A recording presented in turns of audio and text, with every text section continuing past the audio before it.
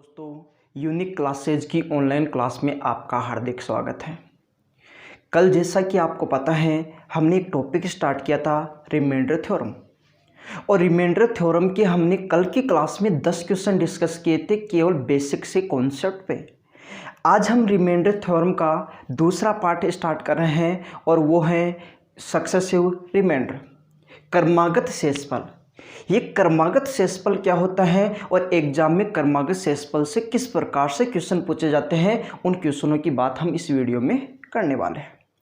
तो आप इस कॉन्सेप्ट को समझने की कोशिश करना कि क्रमागत शेषफल होता क्या है और किस कॉन्सेप्ट पे इसके क्वेश्चन बनते हैं। जैसे मान लीजिए कि आपके सामने कोई संख्या है, मान लेते हैं कि कोई संख्या है 734, मान लेते हैं कि कोई संख्या है 734। ये एक संख्या है। इस संख्या को आपको बीच में लिख लेना है और इस प्रकार से दो लाइनें खींचनी है। ये संख्या है। अब आपको क्या करना है, इसमें किसी भी नंबर का भाग देंगे, कोई भी संख्या का हम भाग देते हैं। जैसे मैंने इसमें भाग दिया 9 का, मैंने 734 में भाग दिया 9 का। भाग 9 का दोगे तो हमें पता है कि कितनी बार जाएगा, 9 8 72 होता है, तो 8 फिर कितना रहेगा 1 4 14, और 9 का भाग देंगे कितनी बार जाएगा, एक बार, तो शेषफल कितना रहेगा 5। शेषफल कितना रहेगा 5। सबसे पहले मैंने एक संख्या ली है, इसमें 9 का भाग दिया है। इसमें 9 का भाग देने के बाद में अपने पास जो भागफल है, जो क्वोशंट है, वो भागफल कितना है 81 बार भाग जाएगा, फिर भी शेषफल कितना रहेगा 5।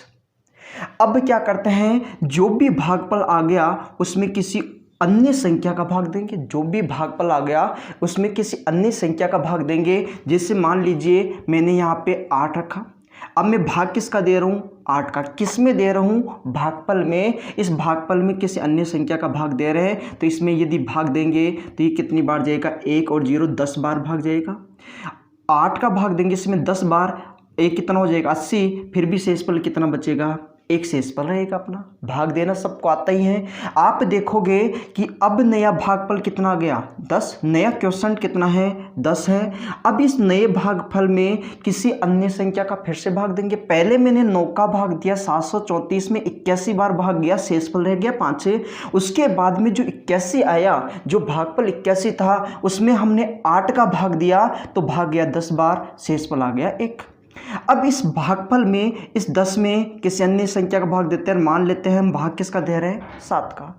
इस 10 में यदि 7 का भाग देंगे तो कितनी बार भाग जाएगा, एक बार। 7 गुणा 1 7 है, 10 में से 7, फिर भी शेषफल कितना आएगा 3। इस प्रकार से आपको भाग देते जाना है।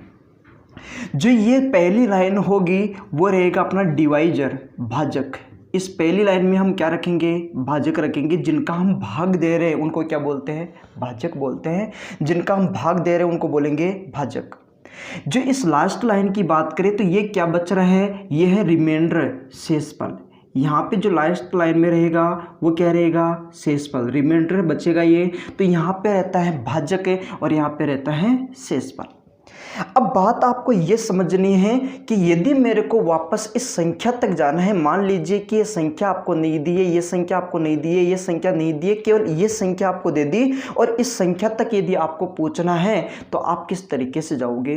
तो आप ऐसा काम करना, जब भी आपको पता है कि इस संख्या तक आपको जाना है तो आप क्या करोगे, नीचे से क्वेश्चन को सोल्व करो। आप सबसे पहला काम करोगे, इस 7 का गुणा कर दो 1 से।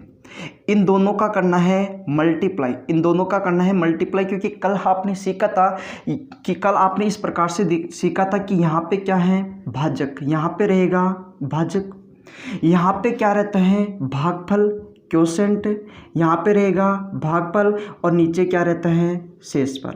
यहाँ पे क्या रहेगा, शेषफल। तो हम करते क्या हैं कि इन दोनों का तो मल्टीप्लाई करते हैं, इन दोनों का मल्टीप्लाई करते हैं, इनका मल्टीप्लाई करके शेषफल को जोड़ते हैं। तो हमें पता है कि 734 में 9 का भाग देने पे भागफल यही तो आया, 81 में 8 का भाग देने पे भागफल यही आया, 10 में 7 का भाग देने पे भागफल यही है। तो ये क्या है, भागफल है, और ये क्या है, भाजक है। तो भाजक का गुणा भागफल से, तो इन दोनों का तो गुणा करेंगे, इन दोनों का गुणा करके आप इस वाली संख्या को जोड़ दोगे, क्योंकि ये क्या है, शेषफल ही तो है। यदि इन दोनों का गुणा करेंगे तो 7 गुणा 1 7, और 7 में 3 जोड़ोगे तो क्या 10 प्राप्त होगा।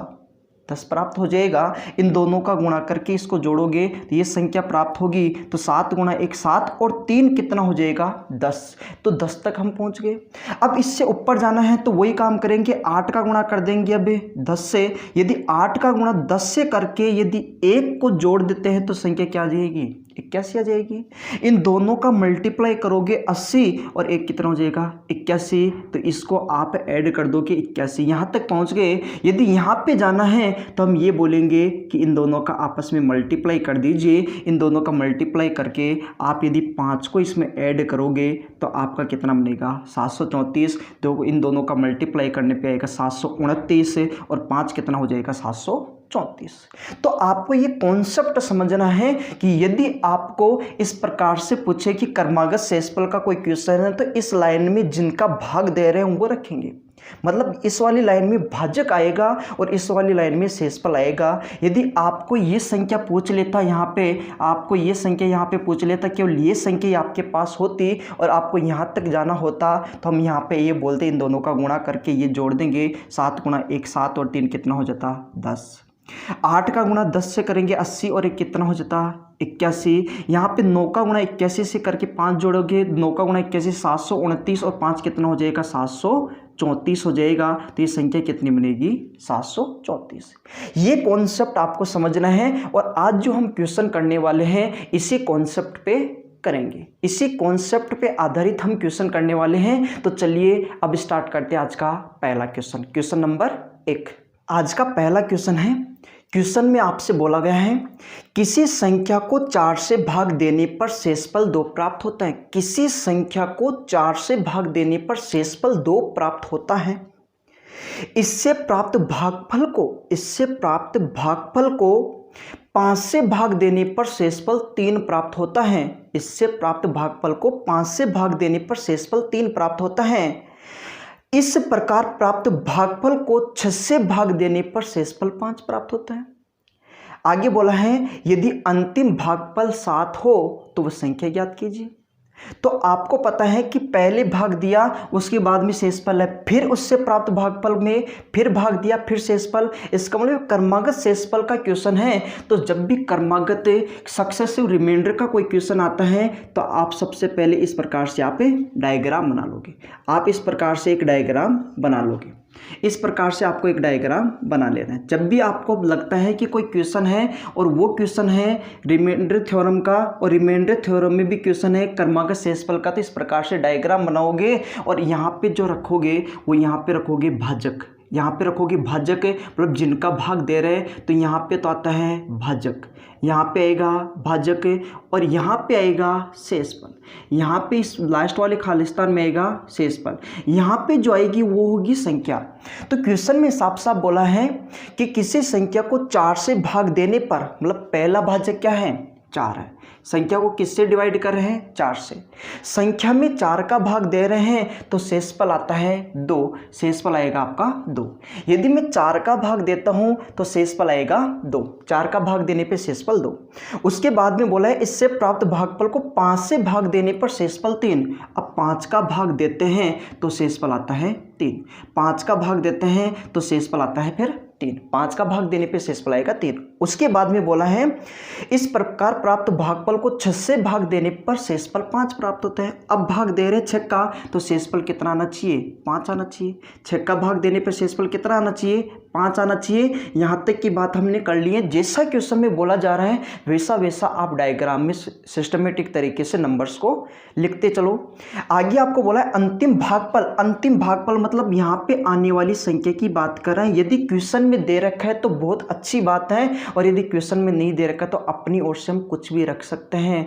फिलहाल इस क्वेश्चन में अपने को यह संख्या दे रखी है। इस क्वेश्चन में ये संख्या क्या दे रखी है कि अंतिम भागफल कितना है 7। अंतिम भागफल कितना है 7। यदि अंतिम भागफल 7 दे रखा है, अब मैं आपसे पूछूं कि यहाँ पे कौन सी संख्या आएगी, यहाँ वाली संख्या निकालिए, तो आप सीधा ये बोलोगे अब कि हम सबसे पहले 6 का मल्टीप्लाई कर देते हैं 7 से। यदि हम 6 का गुणा 7 से करेंगे तो ये हो जाएगा 42। इन दोनों का तो आपस में गुणा करना है, इन दोनों का गुणा करोगे 42 और 42 में आप जोड़ोगे, आप कितना जोड़ोगे 5 है, तो 42 में 5 जोड़ोगे तो ये हो जाएगा 42 और 5 से 47।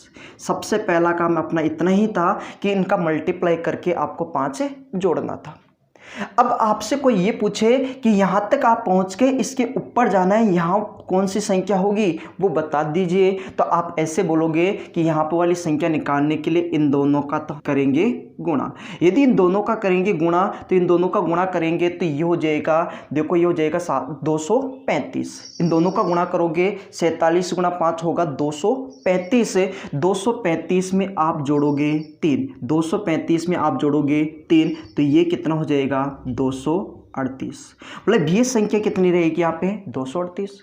लेकिन आपको तो ओरिजिनल संख्या बतानी है, मतलब यहाँ पे आने वाली संख्या बतानी है, तो यहाँ पे कौन सी संख्या होगी, तो हम सीधा बोलेंगे कि यहाँ तक आ गए तो अब करेंगे इन दोनों का गुणा।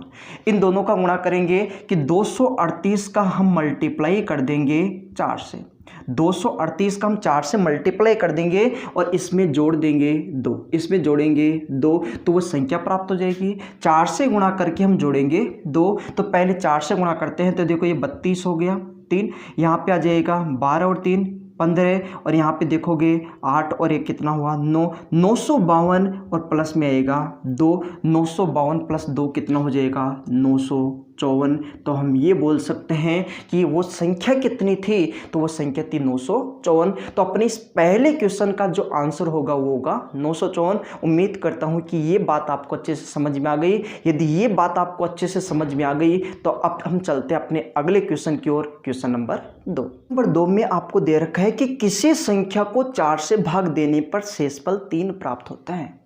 कि कोई भी संख्या होगी उसमें यदि हम 4 का भाग देते हैं तो शेषफल 3 प्राप्त होता है। आपको पता है कि यहाँ पे जो पहली लाइन होगी वो भाजक होगा, वो डिवाइजर होगा, और जो लास्ट लाइन होगी उसमें रिमाइंडर मतलब शेषफल रहेगा। तो आपको पता है कि भाग किसका दे रहे हैं 4 का। यदि हम 4 का भाग देते हैं तो शेषफल कितना आता है 3। यदि हम 4 का भाग देते हैं तो शेषफल आता है 3। ये पहली लाइन थी अपनी। आगे बोला है इससे प्राप्त भागफल को 6 से भाग देने पर शेषफल 4 प्राप्त होता है। इससे प्राप्त भागफल को यदि आप 6 से डिवाइड करते हो, 6 का भाग देते हो तो शेषफल आएगा फिर 4। यदि इससे प्राप्त भागफल को यहाँ पे जो भी संख्या आएगी उसमें यदि हम 6 का भाग देंगे तो शेषफल कितना आ जाएगा 4 आ जाएगा। आगे बोला है इस प्रकार भागफल को 3 से भाग देने पर शेषफल 1 है। अब यहाँ पे जो भी भागफल आएगा उसको यदि हम 3 से डिवाइड करेंगे तो अपना रिमाइंडर रहेगा 1 रहेगा। आगे क्वेश्चन में बोला है यदि अंतिम भागफल 10 हो, अंतिम भागफल 10 हो, अंतिम भागफल का मतलब यहाँ वाली संख्या अपने को दे रखी है, यहाँ वाली संख्या क्या दे रखी है 10। यदि अंतिम भागफल अपना 10 हो तो उसने आगे बोला है तो बताइए उसी संख्या में 13 का भाग देने पर शेषफल कितना आएगा। उसी संख्या में मतलब क्या हुआ कि यहाँ पे जो संख्या थी उस संख्या में 13 का भाग देने पर शेषफल क्या आएगा। तो सबसे पहला काम अपना क्या रहेगा कि वो संख्या निकाल लीजिए। यदि संख्या आ जाएगी तो अपना काम हो जाएगा। तो यहाँ पे हम ये बोल सकते हैं कि ये संख्या ज्ञात करते हैं सबसे पहले, और ये संख्या ज्ञात करना हमने सीख लिया है। हम इस प्रकार से ज्ञात करेंगे कि सबसे पहले इन दोनों का आपस में मल्टीप्लाई, इन दोनों का मल्टीप्लाई करेंगे तो 3 गुणा 10 कितना हो जाएगा 30, और उसमें 1 ऐड करेंगे तो ये कितना हो जाएगा 31। मतलब यहाँ वाली संख्या तो हमने निकाली है, यहाँ पे क्या आएगा 31 आएगा।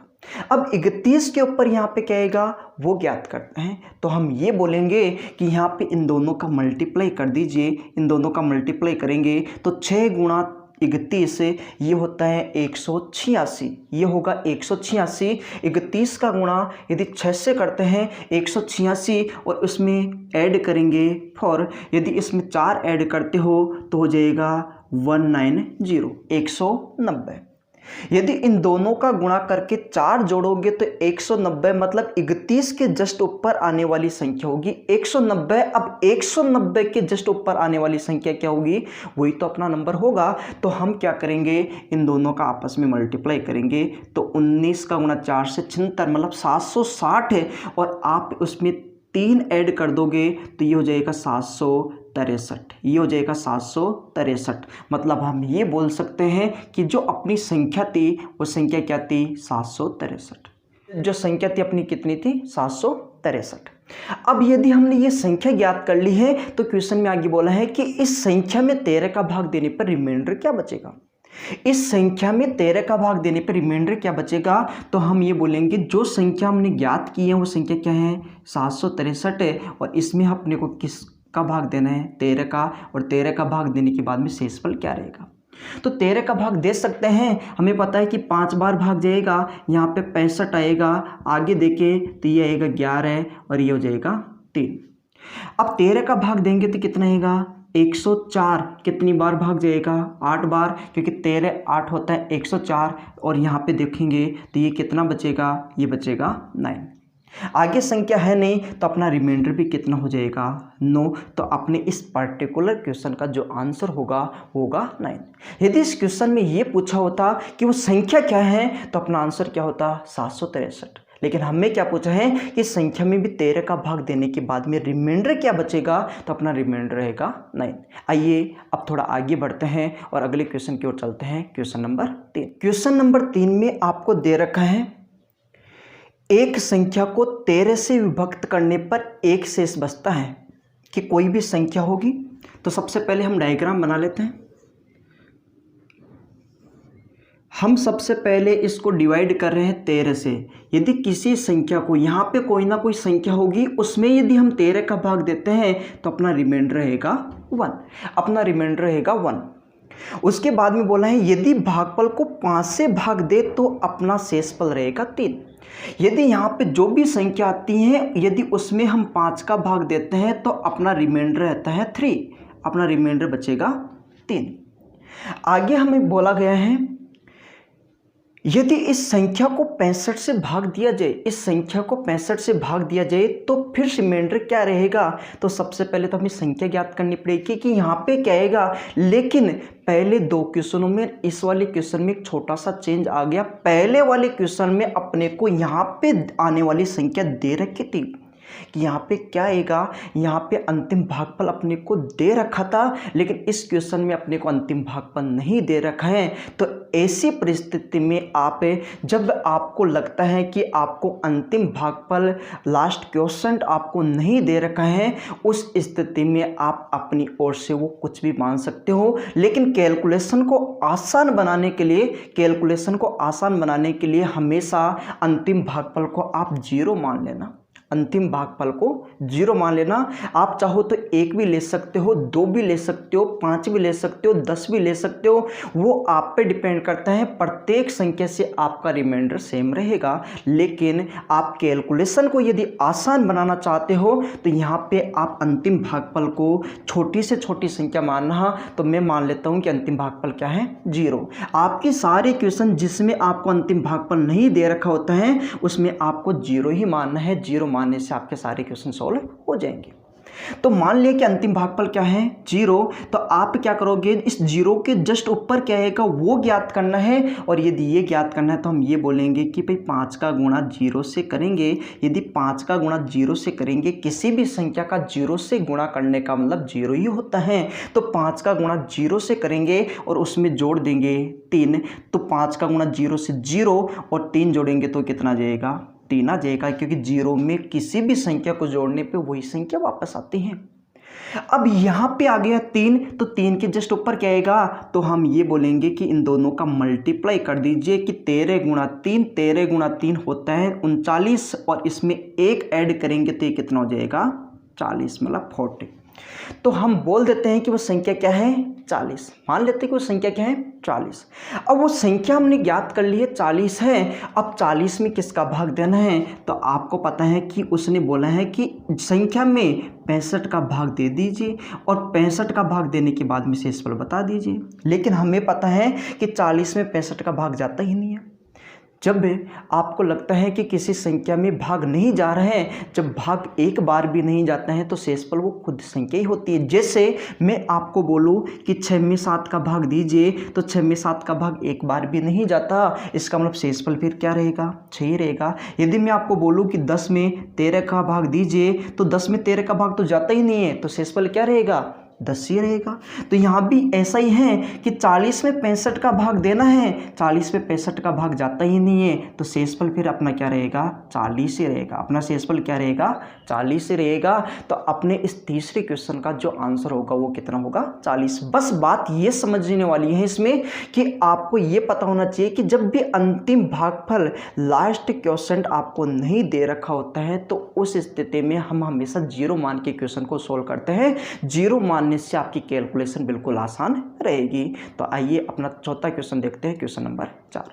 क्वेश्चन नंबर 4 में आपको दे रखा है एक संख्या को क्रम से 2, 3 तथा 7 अंक से विभाजित करने पर 2, 3 तथा 7 से विभाजित, मतलब 2 का भाग देना है, 3 का भाग देना है और 7 का भाग देना है। तो भाजक अपने क्या क्या है, पहला भाजक है 2, दूसरा है 3 और तीसरा जो अपना डिवाइजर भाजक होगा वो होगा 7। ये 3 भाजक आपको दे रखे हैं। पहले 2 का भाग देंगे, फिर 3 का भाग देंगे और फिर 7 का भाग देंगे।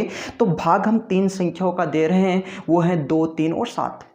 तो क्रम से 1, 1 और 6 शेष रहता है। शेषफल यहाँ पे लिखते हैं तो पहला शेषफल 1, दूसरा शेषफल 1 और तीसरा शेषफल होगा 6।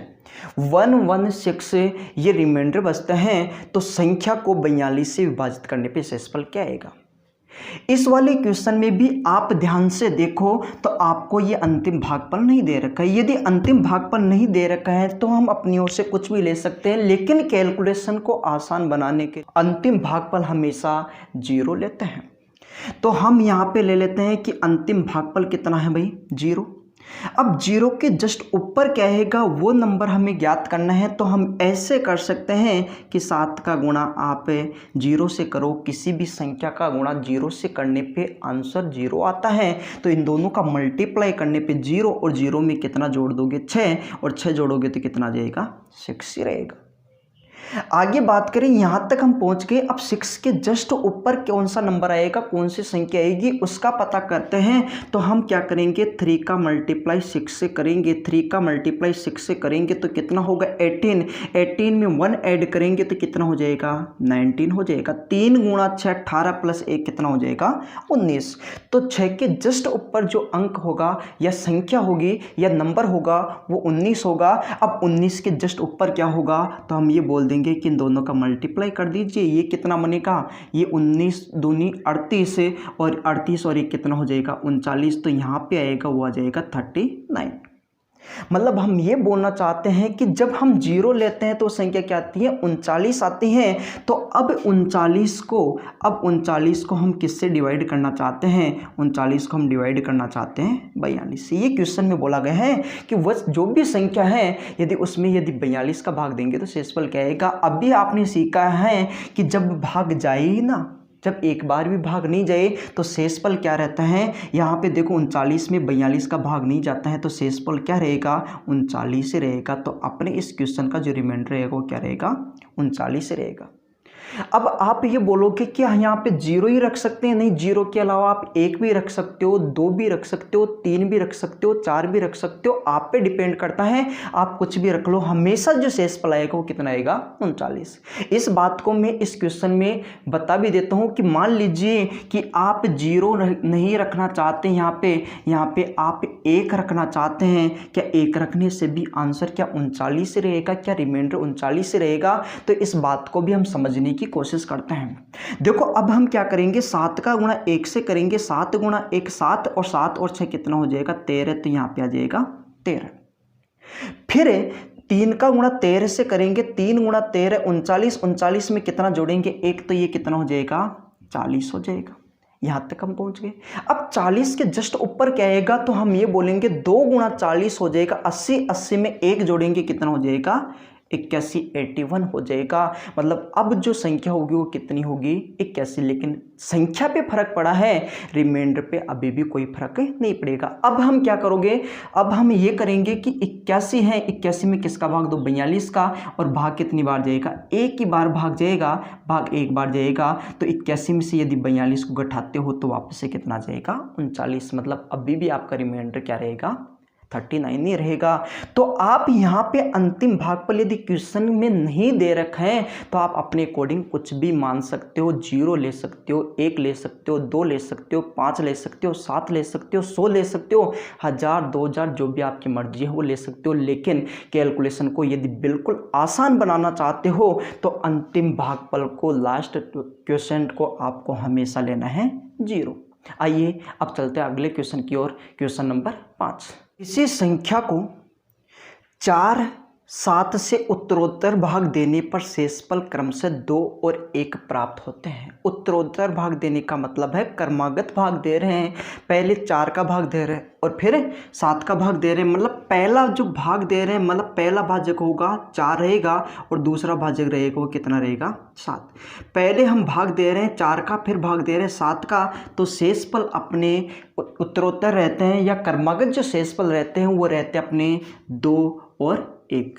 जो अपने शेषफल रहते हैं वो रहते हैं 2 और 1 हैं। यदि मैं 4 का भाग दूंगा किसी संख्या में शेषफल 2 रहेगा और 7 का भाग दूंगा तो शेषफल कितना रहेगा 1 रहेगा। आगे क्वेश्चन में बोला है उसी संख्या को 28 से भाग दिया जाए तो शेषफल क्या प्राप्त होगा। उसी संख्या को 28 से भाग दिया जाए तो शेषफल क्या प्राप्त होगा।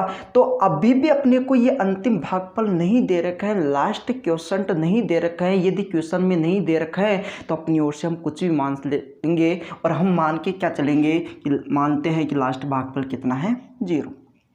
अब 0 का गुणा यदि 7 से करते हैं, इन दोनों का यदि मल्टीप्लाई करते हैं 0 ही रहेगा। 0 में यदि 1 ऐड करते हैं, 1 प्लस करते हैं तो कितना हो जाएगा 1 हो जाएगा। अब हम क्या करेंगे कि यहाँ पे देखिए इन दोनों का मल्टीप्लाई करेंगे तो 4 गुणा 1 4, 4 में हम यदि 2 ऐड करते हैं तो कितना आएगा 6। तो अपने हिसाब से वो संख्या क्या आ गई है 6। इस 6 में या इस संख्या में अपने को किसका भाग देना है 28 का। तो हमें पता है कि 6 में हमें भाग देना है 28 का और फिर हमें रिमाइंडर ज्ञात करना है। लेकिन हमें पता है कि 6 में 28 का भाग जाता ही नहीं है और जब भाग नहीं जाता है तो रिमाइंडर वो खुद संख्या ही रहती है। तो अब अपना रिमाइंडर क्या रहेगा 6 ही रहेगा। तो अपने इस क्वेश्चन का आंसर क्या रहने वाला है 6। आइए अगला क्वेश्चन देखते हैं। Question number 6। क्वेश्चन नंबर 6 में आपको दे रखा है एक संख्या जब क्रमिक रूप से 4 और 5 से विभाजित किया जाता है। एक संख्या जब क्रमिक रूप से 4 और 5 से विभाजित की जाती हैं तो क्रम से 1 और 4 शेष रहता है। पहले हम भाग किसका दे रहे हैं 4 का, क्रमिक रूप से भाग दे रहे हैं तो पहले भाग दे रहे हैं 4 का और फिर भाग दे रहे हैं 5 का। यदि 4 का भाग देते हैं तो शेषफल अपना रहता है 1 है और 5 का भाग देने पे 4। तो यहाँ पे शेषफल 1 है और यहाँ पे शेषफल रहेगा 4। ये क्वेश्चन में बोला है 4 और 5 का क्रमिक रूप से भाग दे रहे हैं तो क्रमिक रूप से शेषफल बचते हैं 1 और 4। ये क्वेश्चन में बोला गया है। आगे क्वेश्चन में आपसे बोला गया है, आगे क्वेश्चन में बोलते हैं जब इसे क्रमिक रूप से 5 और 4 से विभाजित किया जाता है। 5 और 4 से पहले हम किसका भाग दे रहे थे 4 और 5 का, अब क्या कर दिया उल्टा कर दिया, अब क्रमिक रूप से ही भाग दे रहे हैं। मतलब क्रमिक रूप से जब भी बात करता है तो जो डायग्राम यहाँ पे पहले बना है वही डायग्राम दोबारा से बनाओ, क्योंकि दोबारा से भी क्रमिक रूप से हमें भाग देने की बात करें तो क्रमिक रूप से हम भाग देंगे। अब भाग किसका देंगे, पहले हम 4 और 5 का दे रहे थे क्वेश्चन में, अब बोला है कि अब क्रमिक रूप से 5 और 4 का भाग देना है। और क्रमिक रूप से यदि हम इनको उलट के भाग दे रहे हैं 5 और 4 का भाग दे रहे हैं तो यहाँ पे जो क्रमिक रूप से शेषफल रहेंगे वो क्या रहेंगे वो हमें बताना है। तो अब इस क्वेश्चन को किस तरीके से किया जाए, तो सबसे पहले हम वही काम करेंगे, पहले इस डायग्राम को सोल्व करेंगे और उसके बाद इस डायग्राम पे आएंगे। तो इस डायग्राम को ऐसे सोल्व करेंगे क्योंकि हमें पता है कि अंतिम भागफल हमें नहीं दे रखा है और जब अंतिम भागफल नहीं दिया होता है तो उसे हम 0 मानते हैं और फिर क्वेश्चन को सोल्व करते हैं। तो मान लीजिए अंतिम भागफल कितना है 0।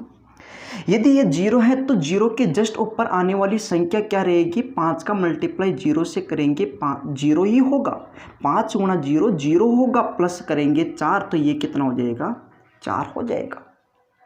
आगे हम बात करें तो हम ऐसे बोलेंगे कि यहाँ पे देखो इन दोनों का मल्टीप्लाई कर दी, इन दोनों का मल्टीप्लाई करेंगे 16, 16 में कितना जोड़ेंगे 1 तो यहाँ पे कितना आएगा 17। मतलब वो संख्या अपने अकॉर्डिंग कितनी होनी चाहिए थी 17 वो संख्या अपने अकॉर्डिंग कितनी होनी चाहिए थी 17 होनी चाहिए थी। अब क्या बोला है क्वेश्चन में, जब इसे मतलब उसी संख्या को जो हमने ज्ञात कर लिया है, उसी संख्या को जो हमने ज्ञात कर लिया है, जब इसे मतलब 17 को यहाँ पे क्या रखा जाएगा 17, मतलब इस 17 को क्रमिक रूप से 5 और 4 का भाग दिया जाए तो यहाँ पे और यहाँ पे जो दो क्रमागत शेषफल रहेंगे वो कौन से रहेंगे, तो हम ये बोलेंगे कि 17 में यदि 5 का भाग देते हैं तो कितनी बार भाग जाता है भाई, 3 बार भाग जाता है। 17 में यदि 5 का भाग देंगे 3 बार, 5 गुणा 3 15, फिर भी शेषफल कितना बचेगा 2, फिर भी शेषफल कितना रहेगा 2। या फिर ऐसे सोचो कि 5 गुणा 3 15 और 2 कितना हो जाएगा 17, या 17 में 5 का भाग देंगे 3 बार जाएगा तो 5 गुणा 3 15, फिर भी शेषफल कितना बचेगा 2। आगे यदि हम बात करें तो हम 3 में अब 4 का भाग देंगे, और अभी हमने सीखा था कि यदि यहाँ पे देखोगे 3 में 4 का भाग देंगे तो 3 छोटा रह गया, भाग जाता ही नहीं है, भाग नहीं जाता तो कितनी बार जाता है फिर 0। जब भाग नहीं जाता है तो क्या रखते हैं 0, तो यहाँ पे 0 यदि भाग नहीं जाता है तो शेषफल वही संख्या रहती है जिसमें भाग दिया जा रहा है, वही संख्या शेषफल रहती है जिसमें भाग दिया जा रहा है। यहाँ पे भाग किस में देना पड़ेगा, 3 में किसका देना पड़ेगा 4 का, तो भाग नहीं जा रहा है 0, तो 4 गुणा 0 क्या होगा 0, तो शेषफल क्या रहेगा यहाँ पे 3 ही रहेगा। तो 3 में 4 का भाग नहीं जाता मतलब 0, और तो शेषफल 3 का 3 ही रहेगा। तो क्रमिक रूप से जो शेषफल अपने बचे हैं वो शेषफल क्या है, पहला शेषफल 2 और दूसरा शेषफल कितना है 3, तो क्रमिक रूप से जो शेषफल रहेंगे वो क्या रहेंगे 2 और 3। तो अपने इस पर्टिकुलर क्वेश्चन का जो आंसर रहेगा वो क्या रहेगा 2 3। बात यहाँ पे ऐसे भी कर सकते हैं, ऐसे सीधा ना बोल के 5 और 4 का भाग देके ऐसे ना बोल के वो ऐसे भी कर सकते हैं कि जो भी अपने विभाजक है उनको पलट दिया जाए, उलट दिया जाए। तो आप क्या करोगे, उलटने का मतलब भी तो क्या होता है, उलटने का मतलब पहले 4 और 5 था, अब 5 और 4 रह जाएगा, इसी प्रकार की बात होगी। आइए अब चलते आगे, अब देखते हैं क्वेश्चन नंबर 7। क्वेश्चन नंबर 7 भी सेम क्वेश्चन है, जैसा क्वेश्चन 6 था वैसा ही क्वेश्चन 7 है। क्वेश्चन में बोला है एक संख्या को क्रम से 9 11 13 से विभक्त करने पर 9 11 13 से विभक्त करने पर क्रमागत विभाजक है, पहला है 9, फिर हम भाग दे रहे 11 का, और फिर हम भाग दे रहे 13 का। 9 11 13 से भाग देने पर क्रम से शेषफल रहते हैं 8 9 8, शेषफल रहेंगे, पहला शेषफल रहेगा 8, दूसरा रिमाइंडर 9 और तीसरा रिमाइंडर रहेगा 8, शेषफल 8 9 8 रहते हैं। यदि आगे बोला कि विभाजकों के क्रम को उलट दिया जाए, विभाजकों के क्रम को उलट दिया जाए, मतलब क्या हुआ कि जो भी विभाजक पहले थे, पहले 9 11 13 थे, इनके क्रम को यदि हम उलट देंगे तो फिर क्रमागत शेषफल क्या रहेंगे। तो आपको फिर से एक डायग्राम बनाना है, इस प्रकार से फिर से एक डायग्राम आपको बनाना है। पहले विभाजक 9 11 13 थे, तो आप इस प्रकार से डायग्राम बना रहे हो। अब इनको उलट दिया जाए तो उलटने के बाद में आप कैसे लिखोगे, उलटने के बाद में होगा क्या, ऊपर से पहले नीचे था, अब नीचे से ऊपर कर दो। ऊपर मतलब ऊपर ही ऊपर, पहले 9 था, अब ऊपर क्या आएगा 13 आएगा, तो यहाँ पे आ जाएगा 13। नीचे वाला ऊपर, ऊपर वाला नीचे, और बीच वाला अपनी जगह रहेगा 11 का 11। इसका मतलब ये होगा आप विभाजकों के क्रम को उलट रहे हो तो ऊपर वाला नीचे, नीचे वाला ऊपर और बीच वाला अपनी जगह ऐसे कैसे रहेगा, क्योंकि 3 संख्या है तो बीच वाला तो अपनी जगह ऐसे कैसे बना रहेगा। अब सबसे पहले हम इसको सोल्व करेंगे, उसके बाद में इसको सोल्व करेंगे। तो इसको सोल्व करते हैं सबसे पहले। आपको पता है इसमें अंतिम भागफल नहीं दे रखा है, और जब भी अंतिम भागफल नहीं रखा होता है तो हम अपनी ओर से कुछ भी अंतिम भागफल मान सकते हैं। आप चाहो तो यहाँ पे कुछ भी ले सकते हो, तो हम लेते हैं 0, क्योंकि 0 से कैलकुलेशन बिल्कुल आसान बनती है। तो मान लेते हैं कि अंतिम भागफल क्या है 0, तो 0 का गुणा 13 से करेंगे, 0 गुणा 13, इन दोनों का यदि मल्टीप्लाई करेंगे 0 ही रहेगा, और इसमें ऐड करेंगे 8, तो ये कितना हो जाएगा 8 हो जाएगा। सबसे पहली बात ये रहेगी। आगे हम बात करें तो यहाँ पे इन दोनों का मल्टीप्लाई करना है। इन दोनों का यदि मल्टीप्लाई करें 11 गुणा 8, 11 गुणा 8 88 होगा, 88 होगा, और 88 में यदि 9 को ऐड करते हैं, इन दोनों का गुणा 88, और 88 में यदि 9 को जोड़ते हैं तो ये कितना हो जाएगा 97। यहाँ पे कितना होगा 97। यहाँ तक हम पहुँच चुके हैं। आगे यदि हम बात करें तो हम क्या करेंगे, इन दोनों का मल्टीप्लाई करेंगे। इन दोनों का मल्टीप्लाई करके कितना ऐड कर देंगे, 8 ऐड कर देंगे और यहाँ पे संख्या लिख देंगे। तो अब सबसे पहले हम क्या करेंगे, इन दोनों का गुणा करेंगे। इन दोनों का गुणा करेंगे तो 9 का गुणा 7 से करेंगे 63 आता है, कैरी रहेगा 6। 9 का गुणा 9 से करेंगे तो 81 और 6 कितना हो जाएगा, 87 हो जाएगा। तो इन दोनों का यदि आप मल्टीप्लाई करते हो, इन दोनों का मल्टीप्लाई करते हो तो कितना आता है, ये आता है 873। और इस 873 में आप जोड़ोगे 8 को तो ये हो जाएगा 881। मतलब हम अपनी ओर से यदि संख्या की बात करें तो वो संख्या अपनी ओर से कितनी होने वाली है, 881। ये इम्पोर्टेंट है, इस संख्या को यहाँ से उठाना है और इस संख्या को यहाँ पे रख देना है। तो ये संख्या यहाँ पे आपको लिख देनी है। अब आपको क्या करना है, इस संख्या में क्रमागत रूप से इन तीनों का भाग देके शेषफल आपको ज्ञात करना है। तो ये बड़ी आसान सी बात हो चुकी है अब आपके लिए। आप ये बोलोगे तो इसमें 13 का भाग देंगे तो 13 6 78, ये 6 बार जाएगा 78, फिर कितना रहेगा 88 में 78 10 101 है और 101 में 13 का भाग देंगे, 13 7 होता है 91, 101 में 91 आ गया तो शेषफल कितना रह जाएगा 10। मतलब पहला शेषफल कितना रहेगा 10। आप चाहो तो ऐसे भी कर सकते हो कि 881 भाग किसका दे लो 13 का और शेषफल ज्ञात कर लो, कितना रहेगा 10 ही तो रहेगा। लेकिन इतना तो आप सीख गए हैं कि आप सीधा ही भाग दे लीजिए। यदि इसमें भाग देंगे, इसमें भाग देंगे 13 का तो ये कितनी बार जाएगा 67 बार, फिर भी शेषफल कितना रहेगा 10 रहेगा। आगे हम क्या करेंगे कि अपना भागफल 67 है, इसमें 11 का भाग देंगे। 67 में यदि 11 का भाग देंगे तो 6 बार जाता है, 11 6 66 होता है। 67 में 66 आ गया, फिर भी शेषफल कितना रहेगा 1 बचेगा। तो यहाँ पे शेषफल रहेगा दूसरा 1, पहला 10 है और दूसरा 1। अब ये ज्ञात करना अपने को। अब हमें पता है कि अपना जो भागफल था 6, इसमें किसका भाग देना है 9 का, तो 6 में 9 का भाग जाता ही नहीं है तो यहाँ पे क्या 0। और जब भाग नहीं जाता है तो शेषफल वो खुद संख्या ही तो होती है। तो 6 में 9 का भाग नहीं जाता है तो इसका शेषफल 6 ही बचेगा। तो शेषफल 6 रहेगा। तो क्रमांक शेषफल क्या रहेंगे, पहला शेषफल 10, दूसरा कितना रहेगा 1, तीसरा कितना रहेगा 6। तो अपने क्रमागत सक्सेसिव रिमाइंडर क्या रहेंगे 10, 1, 6। तो अपने इस क्वेश्चन का आंसर कितने बनने वाला था 6। आइए अगले क्वेश्चन की ओर चलते हैं। क्वेश्चन नंबर में 8 में दे रखा है, एक संख्या को 10 से भाग देने पर शेषफल 9 बचता है। एक संख्या को 10 से भाग देने पर शेषफल रहेगा 9। 9 से भाग देने पर शेषफल 8 आता है। 8 से भाग देने पर शेषफल 7 आता है। इसी प्रकार आगे आगे कंटिन्यू चल रहे हैं। 2 से भाग देने पर शेषफल 1 आता है। तो वो संख्या ज्ञात कीजिए। अब की बार ये नहीं बोल रहा है इससे प्राप्त भागफल को, मतलब पहले वाली क्वेश्चन में इस वाले क्वेश्चन में चेंज है। 10 का भाग देने पे शेषफल 9, 9 का भाग देने पे 8, 8 का भाग देने पे 7, 7 का भाग देने पे 6, 6 का भाग देने पे 5, 5 का भाग देने पे 4, 4 का भाग देने पे 3, 3 का भाग देने पे 2 और 2 का भाग देने पे शेषफल 1 आएगा। लेकिन भागफल में भाग नहीं दे रहे, एक ही संख्या है, वो एक ही संख्या, उसी में इन सभी संख्याओं का भाग दिया जा रहा है और अलग अलग शेषफल निकाला जा रहा है। सबसे पहली बात मैं आपसे केवल इतना सा पूछना चाह रहा हूँ, यदि मैं आपसे बोलूँ कि यदि मैं 13 में 10 का भाग दूँ, यदि 13 में 10 का भाग दूँ तो शेषफल कितना आएगा, तो बहुत सारे लोग ऐसे रहेंगे इस क्वेश्चन का आंसर केवल एक ही सेकंड में बता देंगे कि जब भी हम 10 का भाग देंगे तो आप ऐसे बोलोगे भाई 10 से एक बार भाग जाएगा, शेषफल कितना आएगा 3।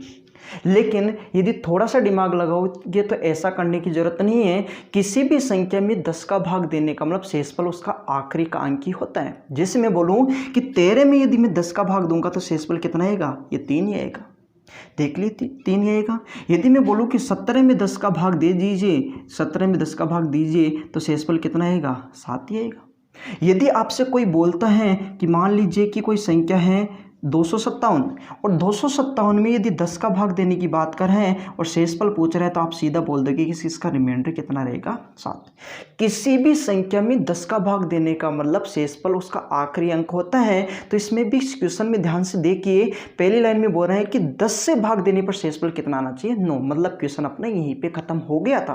केवल क्वेश्चन की लैंग्वेज बड़ी है, क्वेश्चन तो यहीं पे खत्म हो गया था। और इसके लिए आपको 4 ऑप्शन भी दे रखे हैं। पहला ऑप्शन आपको दे रखा है 2500, 2519। पहला ऑप्शन था इसका 2519। दूसरा ऑप्शन आपको दे रखा है 2520। इसका दूसरा ऑप्शन जो आपको दे रखा था वो दे रखा है 2520। तीसरा ऑप्शन जो आपको दे रखा है वो दे रखा है 2521 से, और चौथा ऑप्शन दे रखा है आपको वो दे रखा है 2523। ये 4 ऑप्शन आपको दे रखे हैं, ये 4 ऑप्शन आपको दे रखे हैं। इसमें से कौन सा आपका आंसर सही होगा? और पहली लाइन आपने पढ़ी है तो उसमें बोला है कि संख्या में यदि आप 10 का भाग देते हो तो आपका शेषफल कितना रहना चाहिए? 9। और ये शेषफल 9 होना चाहिए। 10 का भाग देने पे शेषफल 9, इसका मतलब 10 का भाग देने का मतलब क्या है कि इस संख्या का आखिरी अंक क्या होगा? 9। तो आप देखिए इसका आखिरी अंक 3 है, मतलब ये आंसर नहीं होगा। इसका आखिरी अंक 1 है, ये आंसर नहीं होगा। इसका आखिरी अंक 0 है, ये आंसर नहीं होगा। इसका मतलब अपना जो आंसर होगा वो कितना हो जाएगा? 2519। आगे अपने को क्वेश्चन को देखने की जरूरत नहीं थी, ये केवल कॉन्सेप्चुअल क्वेश्चन था, एक बेसिक क्वेश्चन था, लॉजिकल क्वेश्चन था। आप इस क्वेश्चन का आंसर बिल्कुल 1 सेकेंड में बता सकते थे। आइए अब चलते हैं अगले क्वेश्चन की ओर, क्वेश्चन नंबर 9। ये आज का अपना आखिरी क्वेश्चन रहेगा और एक इम्पोर्टेंट क्वेश्चन है और एक बेहतरीन सा क्वेश्चन है। क्वेश्चन में आपको दे रखा है 64,329 को एक संख्या से विभाजित किया जाता है। 64,329 को एक संख्या से विभाजित किया जाता है। फिर 3 लगातार शेषफल 175, 114 और 213 है। मतलब ये 3 लगातार शेषफल उससे प्राप्त होते हैं। 3 लगातार शेषफल हमको प्राप्त होते हैं। उस भाज्य के अंकों का योग ज्ञात कीजिए। उस भाज्य के अंकों का योग ज्ञात कीजिए। तो आपको इस प्रकार से बोला जा रहा है कि एक संख्या है, वो संख्या आपको दे रखी है 64,329। 64,329 ये एक संख्या है, 64,329। इस संख्या को आपको विभाजित करना है। इस संख्या को आपको विभाजित करना है और विभाजित करने के बाद में कोई संख्या होगी यहाँ पे, उस संख्या को विभाजित करोगे तो 3 शेषफल आपके प्राप्त होंगे। 3 शेषफल प्राप्त होंगे। एक शेषफल यहाँ पे प्राप्त होगा, फिर एक इसके नीचे होगा, एक सबके नीचे प्राप्त होगा। 3 शेषफल, 3 लगातार शेषफल आपको प्राप्त होते हैं। उसमें पहला शेषफल है 175, पहला शेषफल है 175, दूसरा शेषफल है 114 और तीसरा है 175। पहला शेषफल है, दूसरा शेषफल दे रखा है 114 और तीसरा जो शेषफल दे रखा है वो दे रखा है 213। 114 और 213 ये 3 शेषफल आपको दे रखे। कल की क्लास में आपने सीखा होगा कि जो भाजक होता है, यहाँ पे आने वाली संख्या होती है वो हमेशा शेषफल से बड़ी होती हैं। कल की क्लास में मैंने आपको बताया था शेषफल हमेशा भाजक से छोटा होता है या फिर भाजक शेषफल से बड़ा होता है। दोनों बातों का मतलब एक ही है। या तो शेषफल की बात करें, शेषफल हमेशा भाजक से छोटा होता है, मतलब यहाँ पे आने वाली संख्या इस वाली संख्या से छोटी, या फिर यहाँ पे आने वाली संख्या इस वाली संख्या से बड़ी होगी। मतलब भाजक बड़ा होता है शेषफल से। तो शेषफल बड़े से बड़ा कितना है? 213। इसका मतलब यहाँ पे जो संख्या आएगी वो 213 से बड़ी आएगी। यहाँ पे जो संख्या आएगी वो 213 से बड़ी आएगी। और हमें ये भी पता है उस संख्या में कम से कम 3 अंक तो होंगे ही होंगे। मतलब वो संख्या होगी 3 अंकों की, वो संख्या होगी 3 अंकों की संख्या होगी। अब 3 अंकों की वो संख्या कौन सी है वो हमें ज्ञात करनी है। तो आपको पता है सबसे पहला शेषफल कितना था? 175। सबसे पहला शेषफल 175। तो यहाँ पे 175 को आप लिख दीजिए। सबसे पहला काम ये है, यहाँ पे आप 175 को लिख दीजिए। अब हमें पता है कि 175 यहाँ पे आएगा तो यहाँ पे देखो 3 अंक कितने हैं? 6 4 3, 6 4 3। तो यहाँ पे क्या आएगा? क्योंकि इस 643 में से कुछ घटाने पर 175 प्राप्त होगा। 643 में से कुछ घटाने पर 175 प्राप्त होगा। क्योंकि आपको पता है भाग ऐसे ही तो हम देते हैं, जैसे मैं 5 का भाग देता हूँ 76 में, तो हम ऐसे बोलेंगे 5 एकम 5, तो यहाँ पे कितना होगा? 2 होगा। ऐसे ही करते हैं। यहाँ पे 2 शेषफल, तो ये 2 कैसे आया, यहाँ पे 7 में से 5 घटाने पे 2। यदि मैं यहाँ पे कुछ नहीं बोलता, सीधा यहीं पे बोल देता कि ये 2 है, तो आप यहाँ पे क्या लिखते, तो अब सीधा आपको पता है कि यहाँ पे कितना लिखते, 5। तो ऐसे भी लिख सकता हूँ क्या, 7 में से यदि 2 को घटाएंगे, इस 7 में से यदि 2 को घटाएंगे तो यहाँ पे 5 आ जाएगा। ऐसे भी कर सकते हैं, इस वाली संख्या में से इस वाली संख्या को घटाने पे ये संख्या प्राप्त होगी, तो मतलब 643 में से 175 घटाएंगे, 643 में से यदि 175 घटाएंगे, यदि 175 घटाएंगे तो यहाँ वाली संख्या प्राप्त होगी क्या, तो यहाँ पे प्राप्त होगा, देखो 13 में से 5 घटाएंगे 8 होगा, यहाँ पे 13 में से 7 घटाएंगे 6 होगा, क्योंकि यहाँ पे देखोगे 5 में से 1 घटाएंगे 4, मतलब 468। यहाँ पे कितना होगा, 468 प्राप्त होगा। यहाँ पे कितना प्राप्त होगा, 468। यहाँ पे प्राप्त होगा 468। और बात ये भी आती है कि यहाँ पे वाली संख्या का ये वाली संख्या एक मल्टीपल होगी, यहाँ वाली संख्या की ये वाली संख्या ये मल्टीपल होगी। तो यहाँ तक हम पहुँच गए हैं, सबसे पहली बात ये है, यहाँ तक हम पहुँच गए हैं। अब थोड़ा आगे बढ़ना है। देखो यहाँ से 643 तक की बात हो गई है, आगे किसका नंबर था, 2, तो यहाँ पे क्या आ जाएगा, 2, यहाँ पे आ जाएगा 2, यहाँ पे उतारेंगे 2 को। अब यहाँ पे हमें पता है कि दूसरा जो शेषफल अपना रहेगा वो कितना रहेगा, 114। मतलब इसमें से कुछ घटाने पर शेषफल कितना रहना चाहिए, 114 रहना चाहिए। इसमें से कुछ घटाएंगे तो शेषफल कितना प्राप्त होगा, 114 प्राप्त होगा। तो मैं ऐसे बोल सकता हूँ कि यहाँ पे आने वाली जो संख्या होगी, यहाँ पे जो संख्या आएगी, यहाँ पे जो संख्या आएगी वो कौन सी होगी, तो हम बोलेंगे इसमें से ये घटा देंगे। यदि इस वाली में 1752 में 114 घटाएंगे तो यहाँ पे आने वाली संख्या आ जाएगी। तो हम ये बोल सकते हैं कि यहाँ पे बोलेंगे 1752 है, 1752 है, इसमें से घटा देंगे 114, 114 ये लेस करेंगे तो ये कितना होगा, 8 है, ये कितना होगा 4, तो ये होगा 3। यहाँ पे देखोगे 7, 6 में से 1 घटाएंगे, 7 में से 1 घटाएंगे तो कितना आएगा 6, और ये आएगा 1638। यहाँ पे आएगा 1638 से, और 1638 से 1752 में से ये घटाएंगे तो 114 प्राप्त हो जाएगा। ये संख्या भी इस वाली संख्या का एक मल्टीपल होगी। आगे हम बात करें, यहाँ तक हम पहुँच गए, यहाँ पे 2 हमने उतार दिया, तो यहाँ पे क्या है ना है 9, तो यहाँ पे हम लिखेंगे 9। तो ये होगा 1149 से, और लास्ट शेषफल कितना रहेगा, 213। लास्ट शेषफल रहेगा 213। तो मैं ये बोलूँ कि यहाँ पे 213, तो यहाँ पे आने वाली संख्या निकाल सकते हैं क्या, तो बड़ी आसानी से निकाल सकते हैं। कैसे, इसमें से यदि ये 213 घटाएंगे, 1149 में 213 घटाएंगे, ये वाली संख्या प्राप्त हो जाएगी। तो हम ऐसे बोलेंगे 1149 से माइनस 213। यदि ये बात करें इसकी, तो हम ये बोलेंगे ये होगा 6, ये होगा 3, और ये हो जाएगा 9, 936। यदि 1149 में 936 यदि हम घटाते हैं तो ये वाली संख्या प्राप्त हो जाएगी। इतना काम आप लोगों को करना है, ये सिंपल सी टेक्निक है, और इतना काम तो आप समझ गए होंगे कि ये कैसे हमने किया है। भाग देना अपने बचपन से सीखा है। अब बात ये आती है यहाँ पे कि हमने 3 शेषफल की बात करनी थी। पहला शेषफल क्वेश्चन में बोला है 175 शेषफल रह गया था। दूसरा लगातार शेषफल था 114, और तीसरा शेषफल था 213। ये 3 क्रमागत अपने शेषफल थे, लगातार शेषफल थे, कॉन्जुगेटिव शेषफल थे। वो तीनों शेषफल हमने लिख दिए हैं, और क्वेश्चन में जो बोला है वो लिख दिया। अब ये जो भाजक था वो हमें ज्ञात करना है, लेकिन हमें पता है कि यहाँ पे भाग देने के बाद में ये संख्या और ये संख्या, मैं 3 संख्याओं की बात कर रहा हूँ। एक संख्या 468 है, दूसरी है 1638 है, और तीसरी संख्या एक और है, वो है 936। ये 3 संख्या है। अब यहाँ पे जो संख्या होगी, वो इन तीनों पे डिपेंड करेगी कि वो संख्या क्या है। इतना हमें जरूर पता था कि यहाँ पे जो संख्या होगी वो 213 से बड़ी होगी। शेषफल से हमेशा बड़ी होती है, तो 213 से तो कम से कम बड़ी होगी। मतलब 213 से यदि ये वाली संख्या बड़ी है, तो हम ये बोल सकते हैं कि इन तीनों पे डिपेंड करता है। ये जो संख्या होगी, जो भाजक होगा, वो इनका एक फैक्टर होगा, इनका एक गुणनखंड होगा, क्योंकि ये मल्टीपल ही तो है कि यहाँ पे वाली जो संख्या होगी इसमें इतने कुछ बार भाग गया होगा, तो यहाँ पे कुछ ना कुछ आएगा।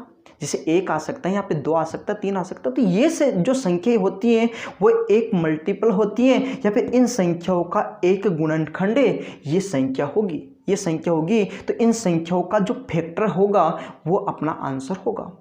तो मैं ये बोलूँ कि 468 को ले लेते हैं सबसे पहले कि इन तीनों में से सबसे छोटा कौन सा है, 468। तो 468 हो सकता है, पहली बात तो ये है 468 हो सकता है। और हमें पता है 468 213 से बड़ा भी है। लेकिन 468 का भाग क्या तीनों में जाता है? तो 468 का भाग तीनों में जाता है या नहीं जाता है, वो बात भी आपको सोचनी है। दूसरी बात है, हम बात करें तो मैं बोलूँगा कि 468 की बात करें, 468 की बात करें तो 468 को हम ऐसे बोल सकते हैं क्या, 234 गुणा 2, 234 गुणा 2। इसको हम बोल सकते 234 गुणा 2। इसको मैं ऐसे बोल सकता हूँ, इसको बोल सकता हूँ 234 गुणा 234 गुणा 7। ये 234 का गुणा 7 से करेंगे तो ये आता है, और इसको हम बोल सकते हैं 234 गुणा 4। 234 का गुणा 4 से करेंगे तो ये आएगा। 468 का भाग इसमें जाता है, 468 का भाग इसमें जाता है, लेकिन 468 का भाग इसमें नहीं जा रहा, मतलब 468 इसका फैक्टर नहीं होगा। लेकिन देखो, इसको ऐसे लिख सकते हैं, इसको ऐसे लिख सकते हैं, इसको ऐसे लिख सकते हैं। क्या इन तीनों संख्याओं में 234 का भाग जाता है क्या? देखो, इसमें 234 है, 2 से गुणा करने पे आता है। यहाँ पे हम बात करें, इसमें यदि 234 का भाग देंगे तो 7 बार जाएगा, और इसमें 234 का भाग देंगे तो कितनी बार जाएगा? 4 बार भाग जाएगा। 234 का भाग देने पे 2 बार, 234 का भाग देने पे 7 बार, 234 का भाग देने पे 4 बार। इसका मतलब इसका एक फैक्टर 234 होगा, और वो 213 से बड़ा भी होगा।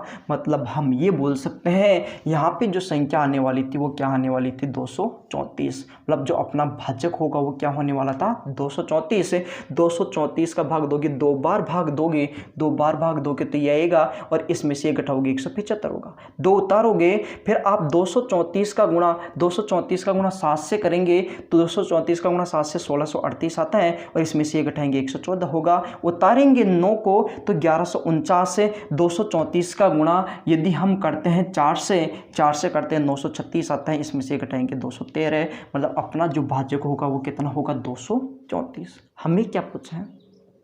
हमें ये पूछा है कि जो भी भाजक हैं उसके सभी अंकों का योगफल याद कीजिए। तो भाजक 234 अंकों का योग करेंगे तो अंक इसका एक है 4, दूसरा अंक है 3, तीसरा अंक है 2। इन तीनों अंकों का योगफल 4, 3, 7 और 2 कितना हो जाएगा? 9। तो अंकों का योगफल कितना है? 9। मतलब ये बोल सकते हैं कि अपने इस पर्टिकुलर क्वेश्चन का आंसर क्या होगा? 9 होगा। तो उम्मीद करता हूं कि ये सारे क्वेश्चन आपको बहुत अच्छे से समझ में आ गए होंगे, और आपको ये भी पता चल गया होगा कि सक्सेसिव रिमाइंडर से क्वेश्चन किस प्रकार से एग्जाम में पूछे जाते हैं। आप सारे क्वेश्चन बड़ी आसानी से कर सकते हो। यदि आपको कल के और यदि आज के क्वेश्चन समझ में आए हैं तो अब आगे के जो कॉन्सेप्ट रहेंगे वो थोड़े और इम्पोर्टेंट रहेंगे, और कुछ अच्छे क्वेश्चन बनेंगे, कुछ एडवांस क्वेश्चन भी बनेंगे, कुछ अच्छे क्वेश्चन और हम सॉल्व करने की कोशिश करेंगे। यदि ये वीडियो आपको पसंद आता है तो इसको लाइक और शेयर ज़रूर करें, और यदि आपने अभी तक चैनल को सब्सक्राइब नहीं किया है तो चैनल को सबसे पहले सब्सक्राइब करें। धन्यवाद।